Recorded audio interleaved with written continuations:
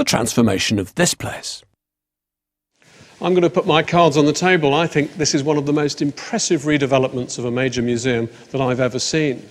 But before we explore issues like the new principles of display or how to combat museum fatigue, here's my lightning guide to what remains, despite its thoroughly modern facelift, the world's very oldest public museum.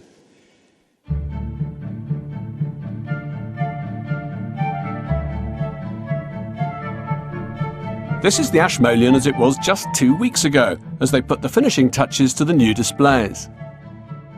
For one day, I've got the place to myself, a chance to get close to some of the museum's greatest treasures. With luck, they won't all be under wraps. I've had a soft spot for the Ashmolean ever since I was a student at Oxford, when I spent a lot more time in this museum than I ever did in my lectures. And I hope that the redevelopment will really wake people up to what a powerhouse this place is. It's by far the greatest university art gallery anywhere in the world, and it's got a wonderfully eclectic mix of collections ranging from ceramics to Renaissance masterpieces. And here we've got the Gallery of Classical Antiquities, and underneath this bubble wrap there are some of the great ancient Roman faces. Who says art handlers haven't got a sense of humour? The Ashmolean might seem a quintessentially Oxford institution. But in fact, the roots of the museum are in London, and one eccentric collector from the early 17th century, John Tredescant. He was England's greatest gardener, employed by the highest in the land, including Charles I. Tredescant travelled the world collecting rare plants and shrubs, and as he did so, he developed an insatiable appetite for collecting all kinds of other things besides. He collected animal skeletons, horns, exotic shells, even a dodo. But he also collected man-made artefacts, including these two ball-headed clubs, and they are among the very first Native American objects to enter the West. They mark that first point of contact between Native American Indians, in this case a Mohican, and the white man. They're wonderful objects. I particularly like this one, which originally would have had a little piece of shell there, turning it into a snake devouring a ball. It's a fearsome object. Imagine being on the wrong end of that. Tredescant exhibited the collection in his house in Lambeth, which he christened the Ark. It was a cabinet of curiosities, showing intriguing artefacts from around the world. But it was brought to Oxford by this man, the rather formidable-looking Elias Ashmole. It's at this point that the story gets distinctly murky. Ashmole was a silver-tongued lawyer who persuaded Tredescant's son to sign over the entire collection to him. But the family immediately regretted the decision, and a costly legal battle ensued. But Ashmole was not to be put off. He even bought the house next door to Tredescant's widow and punched a hole through the wall so that, he said, he could keep an eye on his collection. The whole affair was only resolved when Tredescant's widow was found mysteriously drowned, face down in her own duck pond. All the stranger, given that it was only 2 feet deep. From that moment on, the collection was the Ashmolean. He donated it to Oxford University in the 1670s, on the basis that it should forever carry his name. It's grown enormously over the centuries, accruing treasures like this Stradivarius violin. But for me, it's still a place true to Tredescant's spirit of eccentricity, with dazzling curiosities in every room.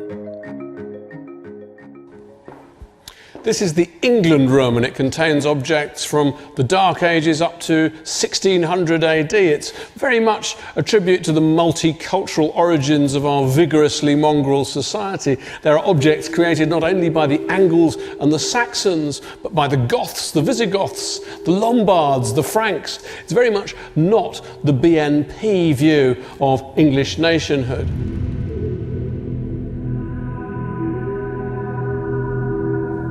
Over there's a wonderfully vivid Viking memorial stone. But even in the modern Ashmolean, the spirit of the old cabinet of curiosities still lives on.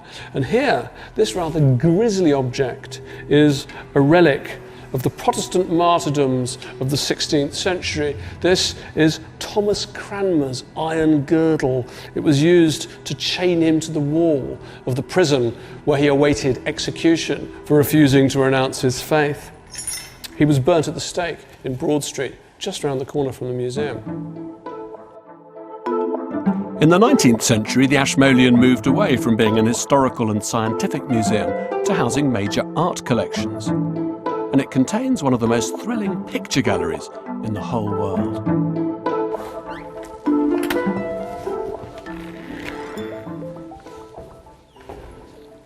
This is my favourite room in the whole museum. It's the Ashmolean's Holy of Holies, the Renaissance Gallery, and it's full of masterpieces. Over there, we've got Little Giovanni de' Medici by Bronzino, just been made a cardinal at the age of 6. Here, we've got a brand new Titian, a new acquisition. Love conquers all. Absolutely fantastic picture. Over there on the far wall, Paolo Uccello's Night Hunt, probably the most celebrated picture in the collection, and certainly the first picture that really drew me into the Renaissance with its plunging perspective. Here, my great hero, Michelangelo, broken nose and all. But what I've really come to see is a wonderful drawing from the print and drawing study room by the man with the broken nose himself, Michelangelo Buonarroti. It's a red chalk drawing. It's absolutely fantastic, and here it is. What I love about this is that it takes you straight to the centre of Michelangelo's rather troubled creative life. It's 1510. He's halfway through painting the Sistine Chapel ceiling, and he's wrestling with the problem of how to depict one of the great female prophets. He's looking at the issue of how to paint her hand. But it's also a drawing that gives us, I think, a sense of Michelangelo's uneasy, quicksilver intelligence, the nature of his mind, because even though he's painting the Sistine Chapel ceiling, he's thinking rather regretfully of the great project that he never did complete, the tomb for Julius II, for which he wanted to carve a multitude of marble figures. And these are sketches for those. So even here, you've got the unquiet Michelangelo's discontent, this sense he doesn't actually want to be painting the Sistine Chapel ceiling. He wants to be getting on with sculpting these figures. And actually they're best looked at with a magnifying glass. Looking at this picture, it's almost like eavesdropping on Michelangelo talking to himself. Now, I could spend a month of Sundays exploring the treasures of the Ashmolean, but if I had to choose one object to end with, especially at this time of year, it would have to be this one.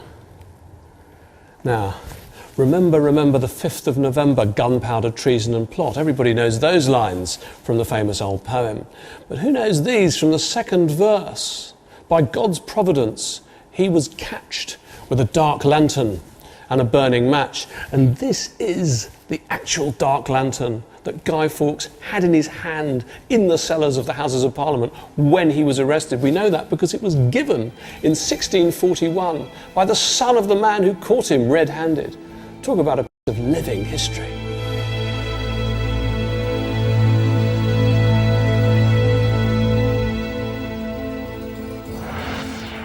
With 39 new galleries, the Ashmolean's now able to show more of its treasures than ever before. We'll have more on the new displays later, but